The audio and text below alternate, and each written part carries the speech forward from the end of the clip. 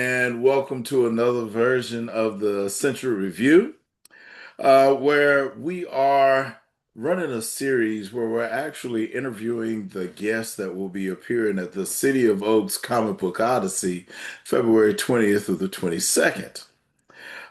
Today we have an honored, true legend of the comic book industry, which is Joe Rubinstein. How are you, Jim? I'm good. Did you know that Bigfoot is a legend too? We we belong to this club.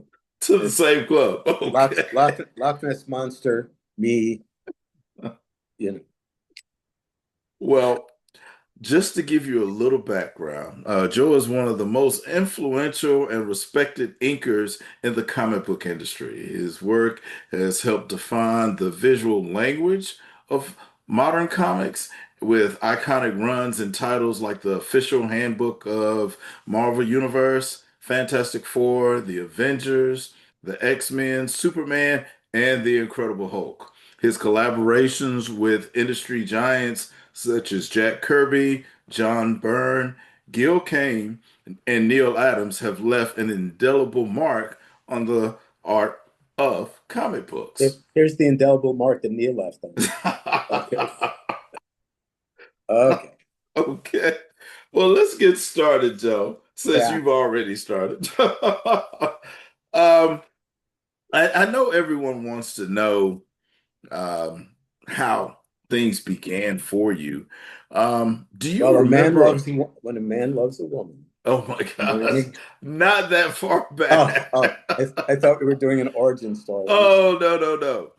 Do you remember the Yeah. moment you realized that comic books were more than just something you could read and enjoy, but something that you wanted to be a part of and create? Well, I came to America from Israel when I was 5 years old, and my older cousin had Superman family books. Okay, And since I didn't read the language and I couldn't speak it, I guess I got enthralled with the pictures and could understand what was going on. right. And like a lot of kids, I drew my own comic books on lined paper with crayon. Okay. Um, and I just wanted to be an artist, a comic book artist. And I started to go to the Art Students League of New York, where I lived when I was Right. 11. Okay. And 11. yeah, at Wow. 11. And 11, I also remember being able to identify Neil Adams in an issue of The Phantom Stranger. Like, oh, look, Okay. so I could tell his style even back then. Um, and then I met him at my very first comic book convention when I was 13. I asked him if he needed somebody to help out at his studio. So they took Uh-huh. me in, he and his partner, Dick Giordano. Oh, So I, ran errands and made coffee and swept up. And then when I had time, I would practice my art. And by the time I was 15, I was the general studio assistant to Neil and Dick, oh as wow. well as real legends like Wally Right. Wood and Russ Right. Heath Oh and wow. and other people who worked at the studio, um, like Jack Abel. And then there was see, comic books were just really blooming at that point. Right. Neil was the first person to be hired in like 10 years in the industry. Nobody had been hired prior to like 66 since 56. Right. And then in the early 70s, the wave happened. Okay. Kaluta and Wrightson and Barry Smith and Right. Rich Buckler and then a bunch of guys out of Detroit and all that stuff. And so when you had to live in the tri-state New York City area to do comic books in those days because there was no FedEx, there was no internet. So once people got done delivering their jobs to Marvel or DC, they'd go by Neil's and they'd hang out, and sometimes Neil would have work for them. So that was a very exciting time, and because of that, I wound up assisting people like Bob McLeod and Klaus Janson, Right. and Dick was teaching me how to be an inker. Um, and then when I was 17, I got my first job at DC, appropriately enough called the Tales of the Great Disaster. And then when I was 19, I got my first job at Marvel, which was the Avengers 2-in-1 annual that Starlin did that became the basis for the last Avengers movies. Right. Right. So I've never had a job my whole life. This is it. I've just done comic books. So if Outstanding. you count from when I was 15, I've been doing comic books for 52 years. Outstanding. Wow. Yeah. Well, many fans who really, whether they know comic books or not, they underestimate the role of the inker. How Hmm. do you personally define your role as an inker in the visual storytelling industry? There's a movie called Chasing Amy about comic book artists with Affleck and Jason Lee, I think. Okay. And Jason Lee plays the inker. Okay. And I went to see this movie not knowing what it was about, and I had my DC Comics uh, like sweat. What do you call those things? Like those sparkly, spangly things people wear, whatever, warm up jacket, something like that. Okay. Yeah. Yeah. Yeah. Um, Yeah. and it said DC Comics. Right. And when I left the movie, I was desperate for somebody to say, "You work for DC Comics? What do you do?" It says, "I'm a tracer," but it didn't happen. Okay, here's more of an answer than you wanted. Okay. When a composer of music looks at a blank sheet of paper, Right. he makes up something, and something exists. Right. And depending upon who they are, they'll hand it to a musician and say, "Here, don't hurt my baby." Right. Now, if the musician plays a piccolo, a trombone, or a guitar or a piano, even though they will do the exact same sequence of notes, it'll Mhm. be completely different from a piccolo to a trombone, Right. right? Right. So, and then if the guy says, "I'm going to use a guitar," it's like, well, classical, flamenco, jazz, Right. whatever, right? So a comic book artist takes a blank sheet of paper and makes something that didn't exist.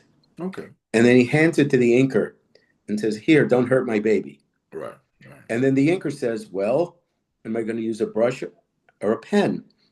And says, "All right, I'll use a pen." Okay. Am I going to use a frantic angular line? Am I going to do a long curvy line? Am I going to do all dead weights? Am I going to do thick and thins? So obviously, within all of that, the inker's interpretation very much changes what he was handed, as the musician's interpretation very much changes what he was handed or she was handed. Right. Right. So inking is very boring, and it's use a black line. That's about it, pal.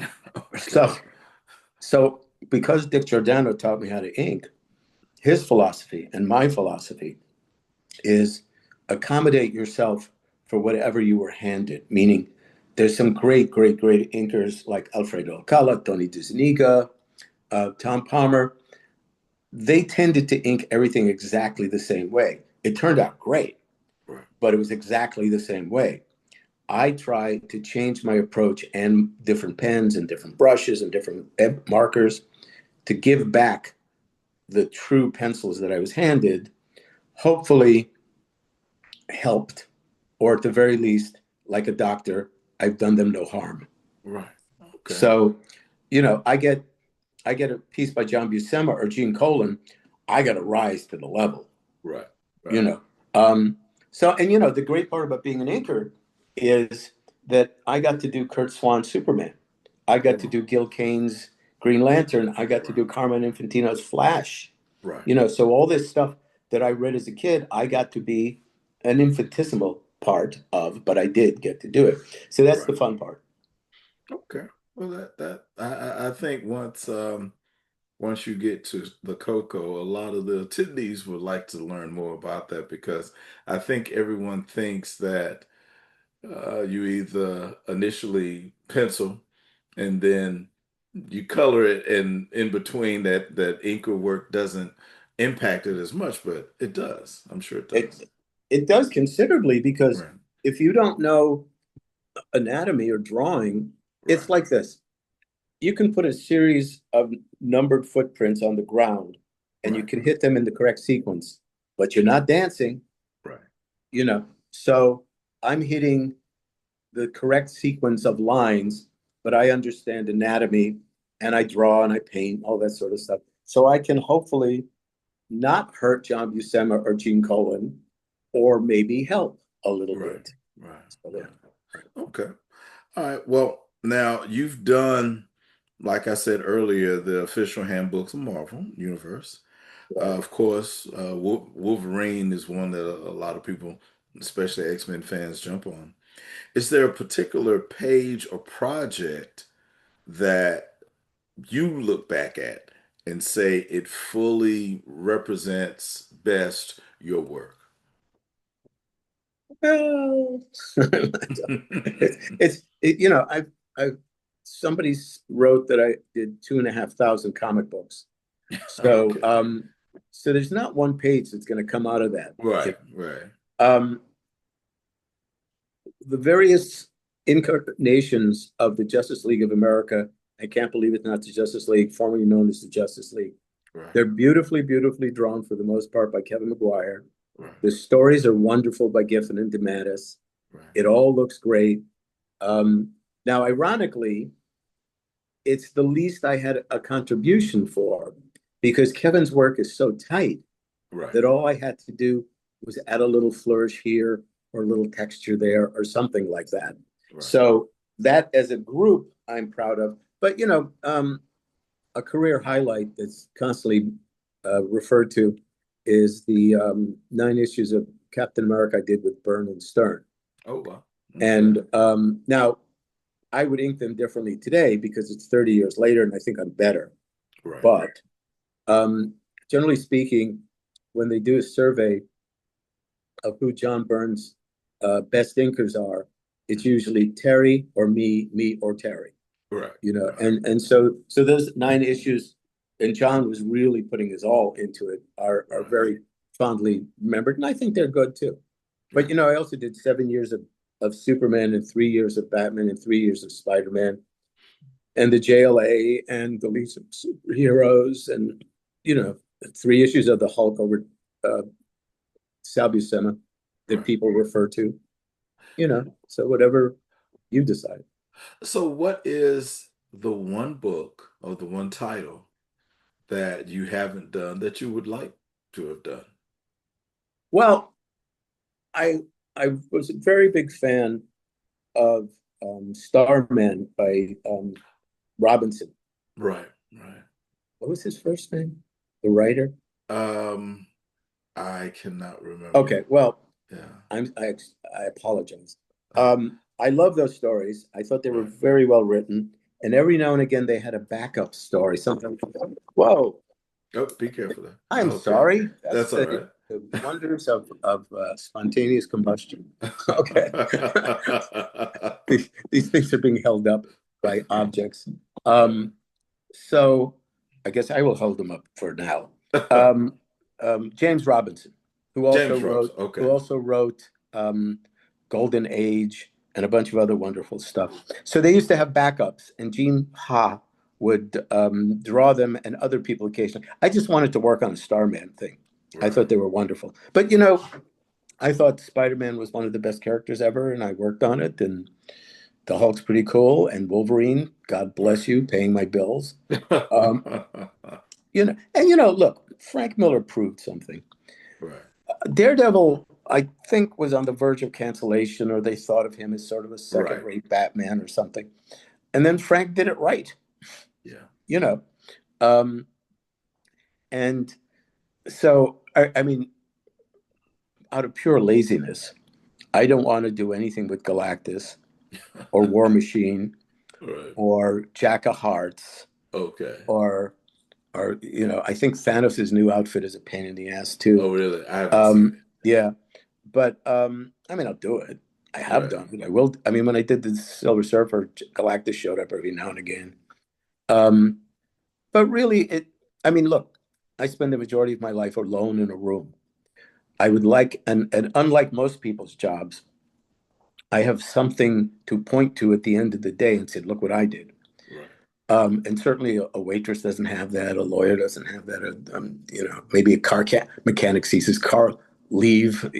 Right. But Right. but so I want something to be proud of. I don't want to be embarrassed by it. But ultimately, what turns me on is the penciler. Yeah. Are they somebody that I really enjoy working on, or are they somebody that I have to fix? Are they somebody that keeps doing the same old stuff every time so I don't get challenged? I get bored real easily, which Right. is why I was only on the Hulk for 3 issues. Right. I think I was only on the X-Men for 9 or 10 issues. Um, so I need a challenge and something to revive me because if Right. it's the same thing every day, I would get bored very quickly. Oh, of course. Yeah. Well, you're often described as a comic book historian, and I think that's been shown Am just in I? the short time. I Oh, yes, I didn't know definitely. that. Yes, Okay. yes. Is that because I was there at the birth of comic books? Yeah, yeah, Oh, exactly. all right, all right. So, how important do you think it is to be able to preserve that history? Well, I mean, you know, the future is open-ended and anything and everything could happen. Right, But the past is filled with such gems, such great music you never heard of, such right, great books you've never read, such great movies that you've only kind of heard of maybe once, you know. So there's a lot of good stuff. If I mean, there's a reason that people talk about Watchmen and hmm Swamp Thing and Dark Knight, you know, and Golden Age by James Robinson. I mean, there's a lot of great stuff out there, and the problem is the people who become the employers. I don't think they're that aware of what has gone before. right, Consequently, a lot of people, their style and education started in 1995 with Jim Lee, who's great. right, right, But I was in, I think I was Spain or France or someplace where people don't speak English. right, And these guys had this artist had a very black and white graphic style. And I said, well, do you like Mort Meskin? They had no idea who Mort Meskin was. And Mort wow, Meskin kind of invented that style right, 50, 60 years earlier. And I told them to go get the Mort Meskin book. If you're gonna be a storyteller, go find out how Alex Toth did it and Will Eisner did it. right, right, Um, and if you want to do dynamics, look, if I'm doing a character that was originally drawn by Jack Kirby, I go to Jack Kirby. right, I right, mean, everybody else can do it well, but Jack Kirby, you know. right, So you don't have to invent the wheel. You don't have to reinvent the wheel. yeah, Just say, "Oh, look, that." And I say this to artists a lot. It's like, have you ever seen a phone? That's what they look like when you draw them. You don't have to fake it and make it up and you know, like something that I find enjoyable is to do it. Let's say it's a dark scene and there's a boat going through the water and there's a moon in the up top and all right, these dark waves are going. Well, I pick up a thick brush and I put it into the inkwell up to my elbow and I just start splashing with it. And right, I find that to be a lot of fun.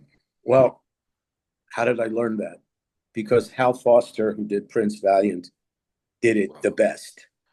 You right, know, I didn't have to think about this. You know, this is not to say you have to completely imitate everything that's gone before you because, you know, musicians, actors, writers, you take a little here, you take a little there, you love that part, you don't love this part, you make more of right, that part.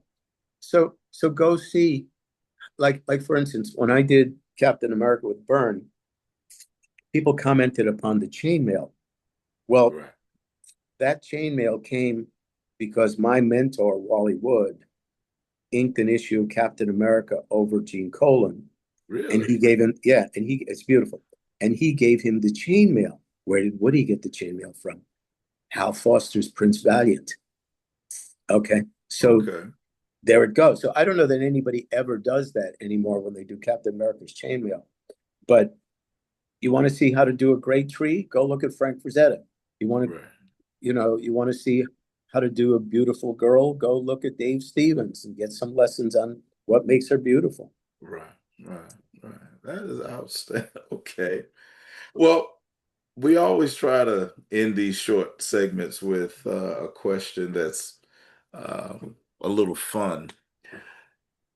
I asked you about titles Right. that you would like to work with or work on. Is there a certain penciler, a certain artist that you have not worked with, whether it was past or current, that you would definitely like to work with now? Well, you know, because I did the official handbook of the Marvel Universe, Hmm I've inked somewhere between 425 and 450 different pencilers. Wow. And there's a lot of people in their careers that have worked on 20, 30, 50, 60, I don't know. Right. But I've, you know, got 425 at least under my belt. Um, one of them I wanted to work on was Alex Toth, Oh, who was a genius and a very difficult person. all right. And he agreed to do something, and then the editor screwed it up, and Toth having a hair trigger, just forget it. And that never happened. Wow. Um, but I would like somebody to hire me to do something. I mean, I could do it on my own, but I'd Right. rather do a real commission. Um, Ivan Rios Oh, and okay. Eddie Burroughs, Right. they're great. Now, in all truth, I rarely go into comic book stores anymore, so I don't know who else is happening. But I Right. know that Sean Murphy is wonderful, but he inks his own stuff. Yeah. And Dodson, Kevin Dodson. Yes. Is I know his wife yeah. inks everything he does, so that's not going to happen. Okay. You Right. know, but yeah, I mean, like I said, if you draw beautifully, obviously the older people have a certain amount of awe built into it. Oh my God, I'm making John Buscema, I'm making Gene Colan. You know, Right. I just, by the way, the Inkwell Awards are this group that tries to educate people about inkers, and they have a yearly auction, and they just got a bunch of us to ink a Gene Colan piece. Really? So, yeah, Okay. it's Dracula on the left and Jack the Ripper on the right, and then they're both looking at this girl they're about to do God knows what to. Um, and I didn't ink it; I painted it. I took watercolor Oh, and painted it. okay. Wow. Um, but there's like 7 or 8 more other people, like Bob McLeod and Sergio Carrillo or Castillo, whatever his name is. Um, so when I get a Gene Colan, a John Buscema, a Jack Kirby, a Gil Kane, there's fear involved. You know, if I ever get an Ivan Rios or Eddie Burroughs, I'll certainly have a great deal of respect for it. Right. You know, Right. but it won't be quite the same thing. Oh, So wow. Okay. Well, I want to say a huge thank you to Joe Rubinstein for joining us today. I mean, this is hopefully those watching uh, got triggered and yeah, looking forward to coming right. to the COCO. You'll be able to see Joe and the other artists and just make sure you check him out. Oh, for our attendees that do come, what can they expect when they come to your table? A little song, a little dance, a little seltzer down my pants. We need Okay. we need to entertain the crowd, otherwise they'll charge us. Oh, Um, yeah. I mean, I'll tell you stories I can't tell in public. Okay. All And right. I mean, I sell prints and I do autographs and I do sketches on the spot, and I take home commissions for me to do. I can also be contacted so that they can pre-order commissions, so they can just pick up something, which is my Absolutely. preference, because then I get to do it home slower, Right, possibly right. better. Okay. So yeah, but I'll sell anything you want, including And, my assistant. and Okay. what we will do is post now the email that we have, is that the email that you would like for us to post Yeah, for yeah, those that, Joe. okay. Joe at Okay. joerubinsteinart.com. Outstanding. So, Yeah. please, if you have a piece of work that you'd like for Joe to do beforehand, please go ahead and reach out to him at that email. Um, make sure that after you've seen this interview, that you check out the other interviews that we have of the other guests that will be in place. They may not be as entertaining, but they will be Oh, as it's informative. definite. It's what do you mean? Give me a break. I know these people. Dull, very dull. Okay. But Bye as usual, we want to say thank you to Joe. We want to say thank you for tuning in. Always stay creative, stay connected, always be heroic, and continue to dare to dream. Everyone have a nice evening.